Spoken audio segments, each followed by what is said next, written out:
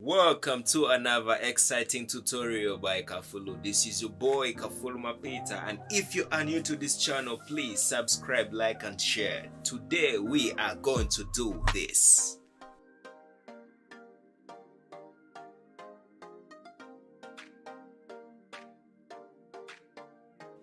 Alright, let's go. I'm using Adobe Photoshop CC. Okay, let's start by opening a new project, a new file document. Let me name mine gig 600 by 1000. Okay, let me create it. Okay, let me first expand my workspace by removing the timeline. Okay, that's it. Now let's start by importing in new files. Go to file, place linked, and bring in your file. Okay, let me transform it to fit here my workspace. Alright, that's fitting. Okay, let me first center it, make it be in the center. Okay, let me duplicate this file by placing Ctrl J to duplicate, or you can right click and you see the duplicate layer option. Okay, let me go to image adjustment and let me make this layer black and white. I need this picture black and white. Let me duplicate again one more time. Right click, duplicate. Okay, now I have to duplicate. Now let me double click to open the blending option and check the red and green channels. Let's leave the blue. Okay, now let me first move the first one a little bit away to see the effect. Let me turn off the last one. You can see the effect. Okay, let me double click on the first layer and uncheck the blue channel. Okay, uncheck it. Let me see the effect. Let me uncheck, turn off the visibility of the last one. Alright, I think I need to add in another layer. Let me first move this around. Okay, let me Ctrl J to duplicate this layer and let me uncheck the green. I want only the red. I want the red effect, kind of. Let me move around. Okay, I can see the red now. It's coming out.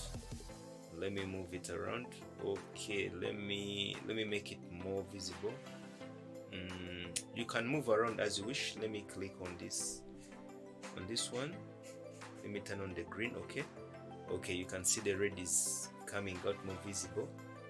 So you don't have to necessarily do as I do. You can adjust these channels and check what you want according to how you feel. Control plus to zoom in. Alright, you can see it. Now let's add in a new gradient layer. I want to create a pattern kind of design over these layers, so let me double click it and open its blending options. Let me add on a pattern overlay. Check the pattern overlay. You can see the effect I'm trying to create. I want to add on something kind of a distortion, like lines over it, so you can adjust it according to your liking. Okay, I want thin lines. Sorry. Okay, that works for me. I think okay, it works for me. Alright, so you can see the lines crossing. So let me group all these first 4 layers into one group. So drag them into the group icon below. Alright, now let me duplicate this group. Now Ctrl E to rasterize this group. It will make it into one layer. Now select the rectangular marquee tool and select anywhere on the layer. Now while holding down Ctrl, left mouse drag, you move the selected part anywhere you want. Just hold down Ctrl and move the selected part anywhere you want, but only this works after rasterizing the layer. Okay, you can just follow along as I'm moving around these parts. Alright, I'm kind of fast. I want to really shorten this video, so just select anywhere you want. We're trying to create a distorted kind of effect. All right, that's it.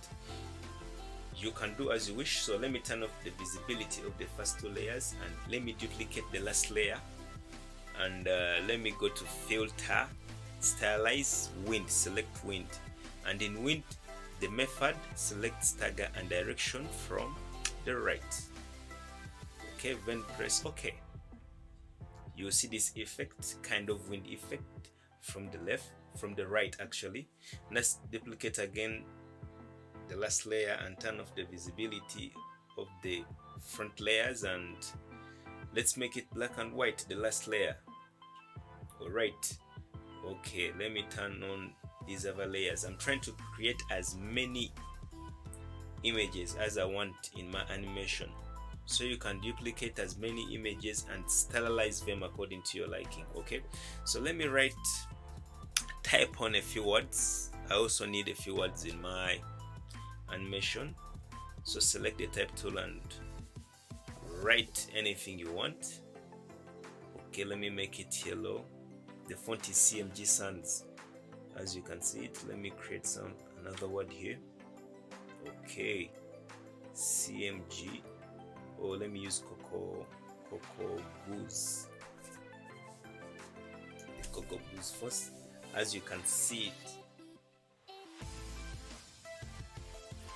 Okay, I need a bold one. Alright, Cocoa Goose regular will work. Okay, that works. Okay, let me create another word here. Let me write, you can write anything you want. Let me put a scripture here. Alright. Yeah, my name, 1 Peter 1:4. Okay, let's give it a white color. White works. Let me reduce the font. Okay, so I think, let me group these guys. Let me move them down a little bit. Before I group, let me first create a shape here. So select the rectangle tool and draw a rectangle, mute the fill and increase the stroke. All right, increase the stroke and let me drag it below some of these layers. I want it to be kind of like mixed within the layers, so let me put it below the first layer. So these words, let me move them a little bit up. Okay, that works. Let me first. Okay, now let's create a see-through text effect. So let's create a rectangle on the word font fed actually, and let's drag it below the word fed. Now select the word fed, and to create this effect, select the thumbnail of the word font while holding down Ctrl and select its path. Now select the rectangle and add the layer mask while holding down alternate, and turn off the visibility or delete the fade. That's how you can create the effect. You can pause in case I'm fast.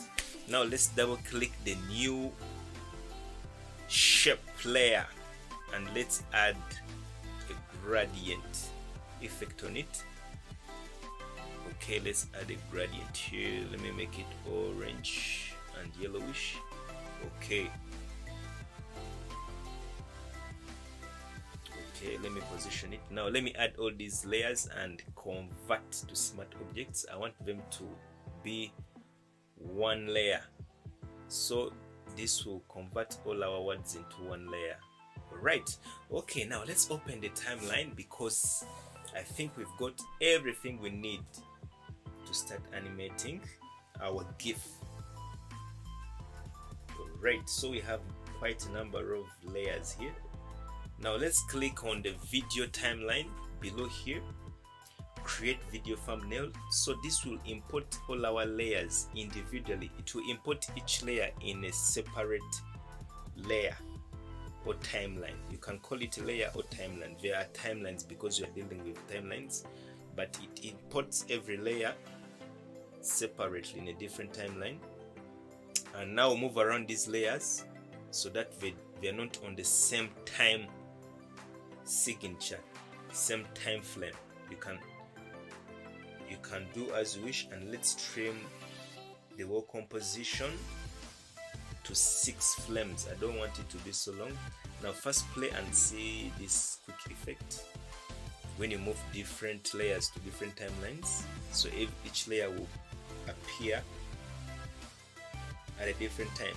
So here, Ctrl J, let me first duplicate this layer, and I want it to come and then get lost and then come back again. So let me duplicate it and leave space in between.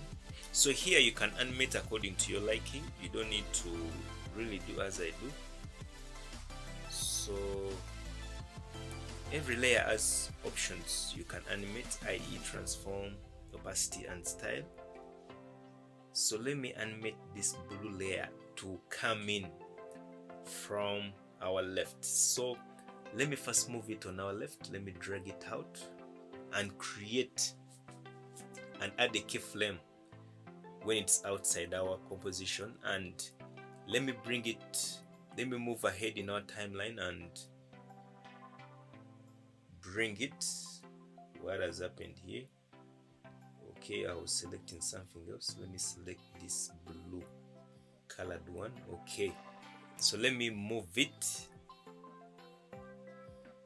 bring it back in our timeline and create a second keyframe. So that's our quick animation. So it starts when it's outside our composition, then it comes in like that. Okay, so you can do so many tricks with these options, the transform, opacity. Now let me first animate also these words,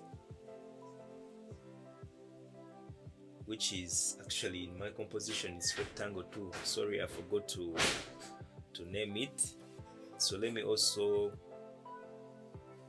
first add the keyframe when it's outside and move in front in our timeline and bring it in our composition, so it will create an effect like as if it's coming from down like that. So let me animate it. It first comes in and then it slows and comes in more slower. So I'm quite fast because I really want to make this quick. So you can animate, you can do different things with these options here: the position, the style, the opacity. You can do so many things. We kind of limited since this is Photoshop, so we can only move things in and out and play around with opacity. So even for this rectangle, I think let me also bring it in from outside. So let me put a keyframe when it's outside, and then I move ahead. Oh, what happened here? Wait a minute.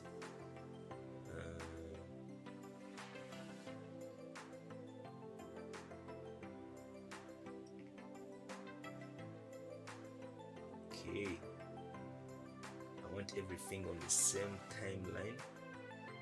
I don't want anything to go beyond 6 frames. So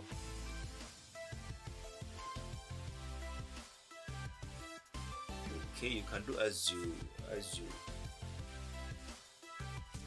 want your thing to move.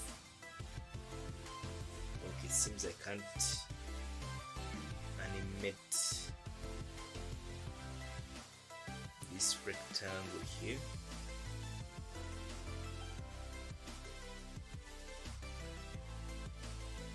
Okay,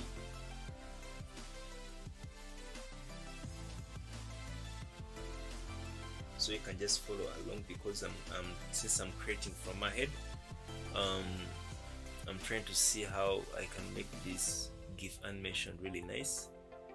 So alright, Let me first bring back this guy in the composition. It was really hard, I don't know what happened. So I think I'm okay with this. I don't want to keep here, but you can get an idea. So I'm ready to export. So let's export. Go to File, Export, Save for Web. This is the only option where we can save our GIF files from. Export and choose the option Save for Web. So when we get here, let's change the preset to GIF 128 not defi. I think you can see it there. That's the best. And let's choose Mate None and uncheck the transparency. Now let's reduce the size of this output to 50%. We don't want our GIF to be so big. You know, GIFs really work best when they are 1 MB less. 1 MB, maximum 1 MB, but less than 1 MB. That's the best choice. So let me save this and let me name it GIF. And let's check out its size. Let me see how big it is. So you can see here it's 836 KB. So that's really good size for our GIF. I think we can go with that. I hope you have enjoyed this tutorial. Remember to subscribe and press the notification bell to receive notifications every time I upload new videos. Stay blessed.